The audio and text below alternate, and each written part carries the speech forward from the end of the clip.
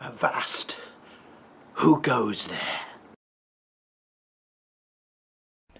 Hi, this is Chimes Media and I'm James Williams. Okay, I wanted to talk about the subject of Islam.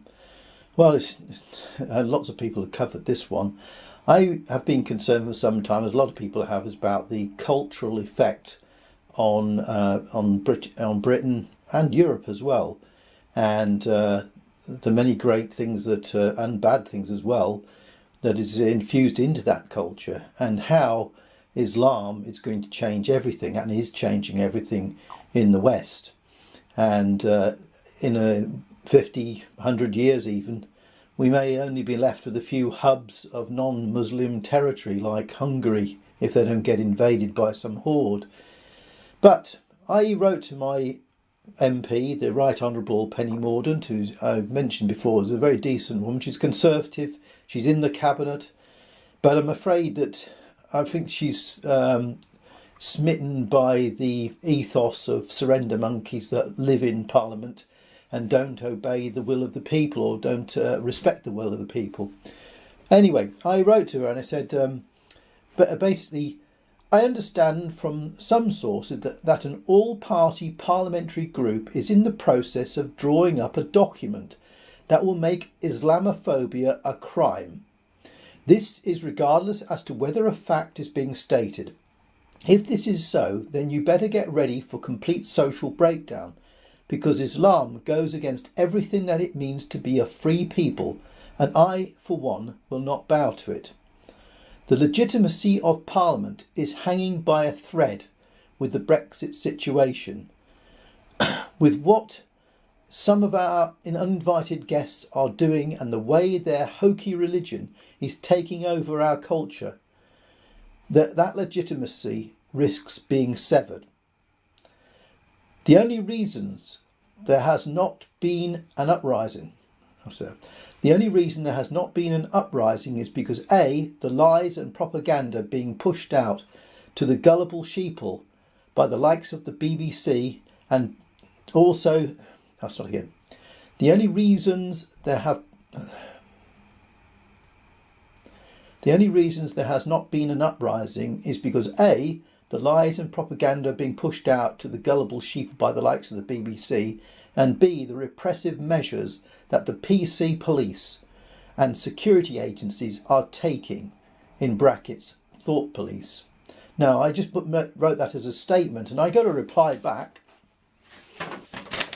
This is the reply.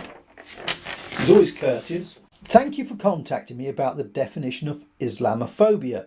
Let me begin by saying that I believe all anti-Muslim hatred is abhorrent. Such acts have no place in our communities, which is why the government has updated its hate crime action plan in October 2018 to focus on 5 themes of countering hate: prevention, responding in communities where there are frequent incidents, increasing reporting, improving support for victims, and improving our understanding of hate crimes. The government also provides grants for implementing security measures at mosques and other places of worship, and has launched roundtables on Islamophobia and anti-Semitism, co-chaired by Home Office and MHCLG secretaries. The APPG on British Muslims has done much great work. However, on a definition of Islamophobia specifically, as proposed by the APPG, I think it is really important to do 2 things. The first is to determine that a definition will improve things, and secondly, assess whether the definition that the APPG came up with is the best one. I am aware that not everyone is convinced for the need for a definition, and I know the government is determined that there should be a thorough evaluation of how a definition might be used to tackle this important problem, and to ensure that anti-Muslim hatred is addressed in the best possible way. Through the Anti-Muslim Hatred Work Group, the government continues to engage with representatives from the Muslim community, experts, academics and government departments to identify and take forward solutions to tackle anti-Muslim hatred. Thank you again for taking the time to contact me. If they're talking with the anti-Muslim hatred working group, how about bringing in the people who feel strongly against the Islamification of Britain? I mean, you see things like in southern France there are now more mosques than there are churches. And incidentally, the churches themselves, I think Christopher Hitchens said, beware of men in ecumenical clothes from different religions to Islam. They're the ones who open up the gates to let the barbarians in. I'm not referring to all Muslims as barbarians, but the sentiment is there. In other words, they don't address the issue. And if you go back in history to the Crusade period, the Crusades only lasted about 200 years, and the Christian, the Western world at the time, the Western Europe at the time, was being constantly invaded and attacked by Islamic soldiers, infiltration groups and invasions and piracy. I think 1 in 5 ships in the Mediterranean at that time that have been found to be wrecked were sunk by Islamic raiding ships.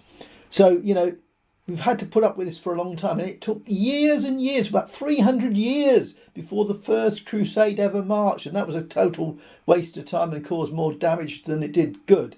But never mind. This is what we can't rely on our religious leaders because they just surrender. Churches are being taken over and converted into mosques. That's a favourite. Ready built. They just change the decor a bit, and then they've got a mosque. And this is going on.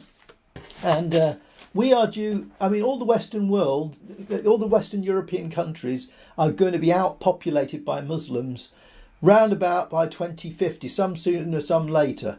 A friend of mine, she went to a shop recently and she wanted to buy an over-the-counter item, and serving was a Pakistan Muslim. So when she asked for the item, he threw it across the table at her, like disrespectfully, and she was kind of taken aback by this. She said, well, no need to be as aggressive as that, and he grunted something. So then she put her money down. He wouldn't take the money from her. And then when it came to change, again, he threw the change down. Now, there was a man ahead and he got handed these things, his particular goods, and he got handed the money. And she was so puzzled and upset about it. She asked me about it. And I said, well, it's because you're a woman. You're a woman. You are dirty. Under Muhammad, under Sharia law, you're dirty. Because women have periods and bleed, that makes you dirty, not to be touched. And also women are second-class citizens in the sense that it takes 2 women, the word of 2 women, to equal that of 1 man. That's not the individual Muslim's fault. I said to her, it's not the individual Muslim's fault. That's their faith. That's their belief. That's what they actually practice.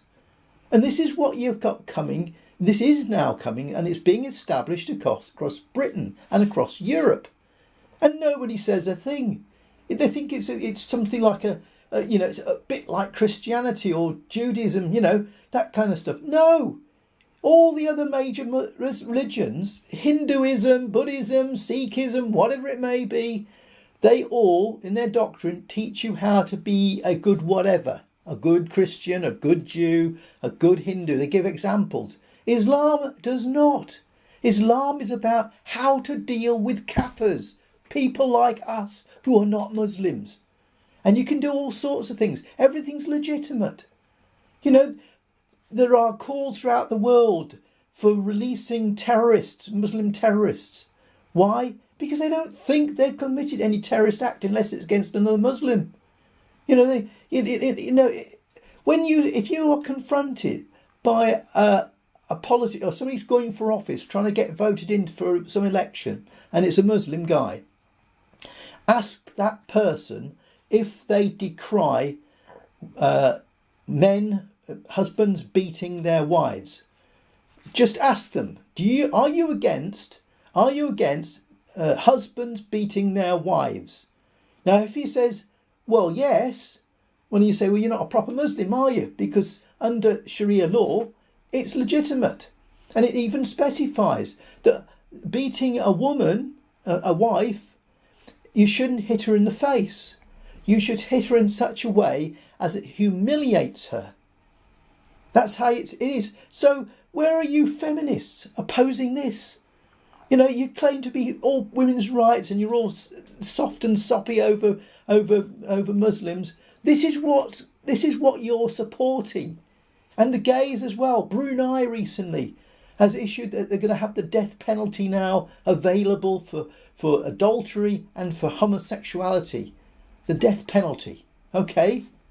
That's what they're on about. It's being stoned to death. That's going to be on the books. And there's protests. Oh, how awful. Brunei's doing this. What about Saudi Arabia and Iran and these places?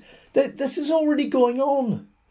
It's just that Brunei's a small country. They can pick on that one. But this is what you are supporting. How can you be a gay activist supporting Islam and opposing Islamophobia when this sort of thing is going on? It's not that people like me hate Muslims. There's some really nice, and I mean this, there are some really nice people who are Muslims. I wouldn't want to hurt a hair on their head. They're nice people. But it's their faith, their religion that takes over and destroys all. One more thing, Pakistan.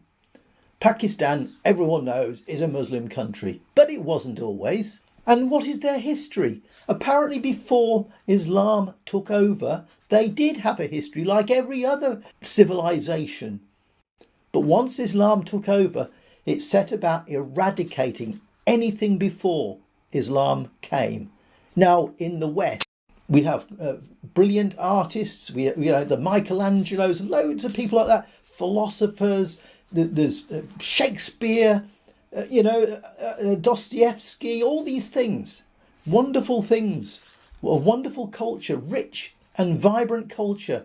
And from it, 98%, I think it is, of all inventions came from European type nations. That is what we're on the precipice, not now, but 50, 100 years from now, if things take their course, that could all be eradicated. All those beautiful things, like the destruction of the carvings in Afghanistan, blown up by the Taliban because they were Buddhist, gone. That is what we're facing, cultural destruction and annihilation. Until next time, take care of yourself. In Penny Mordaunt's letter, in her second line, she says, "Let me begin by saying that I believe all anti-Muslim hatred is abhorrent." Right. Okay, but to solve that problem is not to clamp down on it, is to understand the basis of that hatred. There's no attempt here. And the other thing is, she uses, she refers to bodies such as MHCLG and APPG. So people like myself who are non-parliamentarians have to sort of scramble out what it is. APPG is all-party parliamentary group, and the MHCLG is the Ministry of Housing, Communities and Local Government. Now, my knowledge of these types of bodies, the people who go on those things are those who are interested in changing things for their own ideological purposes very often. And Islam is not about free speech. It is not in favour of free speech. So I'm pretty sure that those bodies will have a good infusion of Islamic activists who want to change our society into an Islamic one. And that means no free speech. And there is no attempt here, no showing of any attempt here to get to the bottom of why people are growing in their distrust and dislike of the loss of our culture for the sake of Islamism. It's not acceptable. The government does not want to know. It doesn't have a clue how to find out what the basis of that is. Why don't they bring people like Tommy Robinson to the table and listen to what he has to say rather than lock him up and shut him up? Because they fear the consequences, or they're just plain stupid.